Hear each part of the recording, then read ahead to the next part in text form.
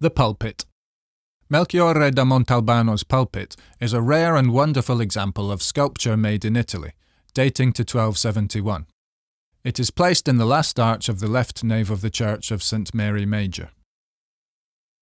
The Ambo rests on 4 columns, which are similar in the smoothness of the shafts and in the mouldings of the bases, and suggest the image of the 4 Evangelists that tell of human events and the divine glory of Jesus.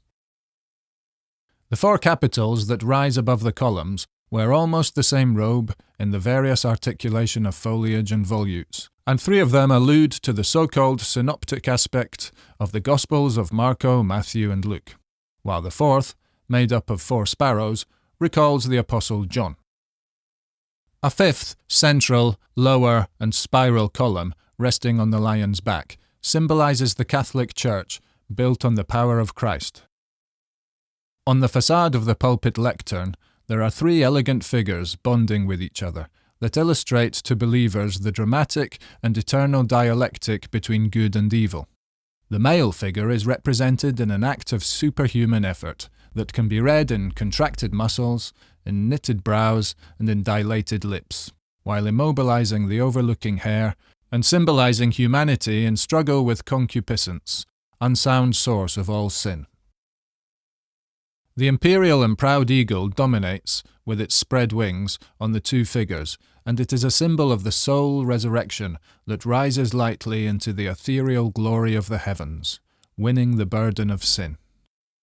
On the main facade, in the lower part of the pulpit, a deer and a lion are carved, with heads facing the lectern of the Ambo. The deer, symbol of wild nature, alludes to the idolatrous weakness of the unconverted pagan. The lion, symbol of strength, reminds us of the power of the Christian who defeats death. On the other 2 panels, set into the side facade, the images of Adam and Eve are represented. The one, in an attitude of reverence and submission, crowns her head with a veil. The other, with the forefinger of his right hand pointing at the woman, seems to indicate in her the cause of the expulsion from earth's paradise, and he grasps, in his left hand, a hoe, a tangible symbol of hard work. The sign of Adam is confirmed by a letter, inverted in a strange and readable manner from right to left, reflected in a mirror located between the figures of the 2 progenitors. Decepit me. This inscription gives figurative continuity with the pointed forefinger of the old man, so that Adam, in order to relieve the blame of the committed sin, seems here to apologize with the same words spoken by Eve in reply to the god. Quare hoc fecisti? And she murmured, Serpens decepit me et comedi. Genesis chapter 3. The pulpit of St. Mary Major has 4 inscriptions on the left facade, of which the horizontal facade, already described, shows the related biblical words. The 2 small vertical words report the names of Adam and Eve, and the other 2 big and vertical words remind us of the posterity of the artist's name and when the work was completed, in 1279. On the upper part of the pulpit, the frieze is composed of 5 panels.